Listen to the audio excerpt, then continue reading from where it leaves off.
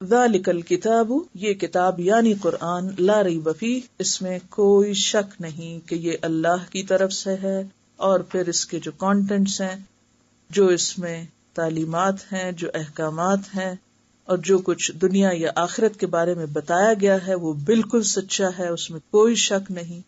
تم نہیں بدلتے تو نہ بدلو، اللہ کا کلام نہیں بدلے گا۔ لا تبدیل لکلمات اللہ۔ کس لیے آیا؟ ھدی للمتقین، متقین کی ہدایت کے لیے آیا۔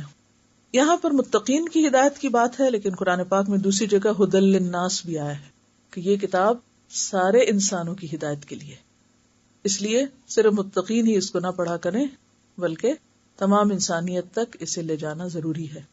ہاں، ہدایت تو یہ سب کو دکھاتا ہے، راستہ تو یہ سب کو بتاتا ہے، لیکن فائدہ کون اٹھاتا ہے اس سے؟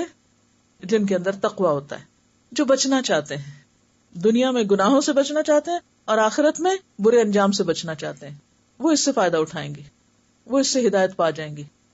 اسی لیے آپ نے دیکھا ہوگا کہ بہت سے لوگ قرآن پڑھتے ہیں اور پڑھاتے بھی ہیں، لیکن ان کی زندگی میں کوئی تبدیلی نہیں آتی، ہوتا نا ایسے؟ کیوں؟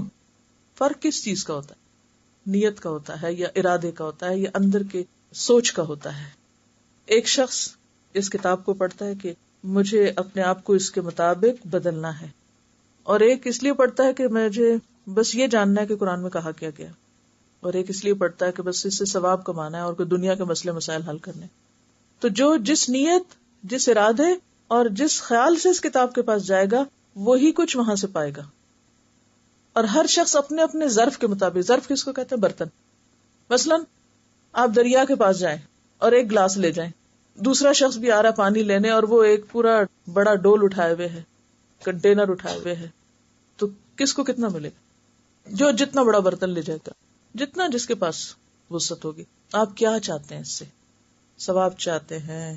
آپ اس سے کوئی جن بھوت بگانا چاہتے ہیں، کوئی تعویذ بنا کے پلانا چاہتے ہیں، کوئی پڑھے لکھے کہلانا چاہتے ہیں، یا کسی پہ فخر جتانا چاہتے ہیں، یا کوئی پوزیشن حاصل کرنا چاہتے ہیں، یا کوئی شہرت چاہتے ہیں، یا ہدایت پانے کے لیے، یہ جاننے کے لیے کہ اللہ تعالیٰ ہم سے کیا چاہتا ہے۔ اس نے جو ہمیں اتنی بڑی خوبصورت زمین پر اتار دیا، اتنا کچھ دے کے، قرآن پاک میں آتا ہے وَآتَاكُم مِّن كُلِّ مَا سَأَلْتُمُوهُ، ہر وہ چیز تمہیں دے دی جو تم نے مانگی۔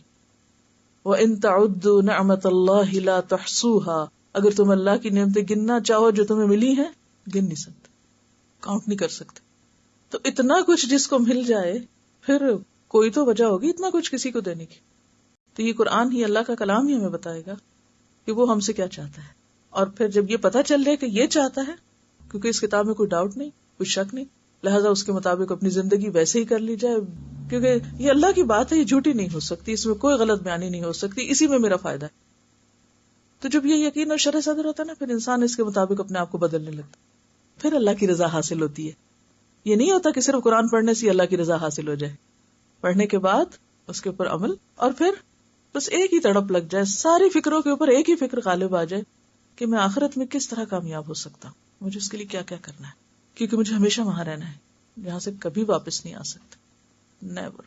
کبھی جانا ہو کہیں تو کتنے سوٹ کیسز تیار کرتے ہیں، اور یہ پتہ بھی ہوتا ہے اس کا وزن ہونا ہے، پھر بھی کچھ ہاتھوں میں بھی اٹھا لیتے، کچھ کندھوں پہ اٹھا لیتے ہیں، لیکن جتنا اٹھا سکتے ہیں اٹھاتے ہیں۔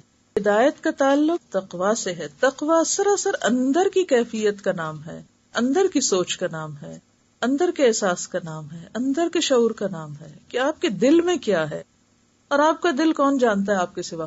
سب سے پہلے تو آپ جانتے ہیں، اور پھر آپ کا معاملہ اللہ کے ساتھ ہے کیونکہ وہ جانتا ہے، تیسرا تو کوئی بھی نہیں جانتا آپ کے دل میں کیا ہے۔ تو پھر کس کے ساتھ سچے ہونا ہے؟ اپنے ساتھ سچے ہونے کے بعد اللہ کے ساتھ سچا ہونا۔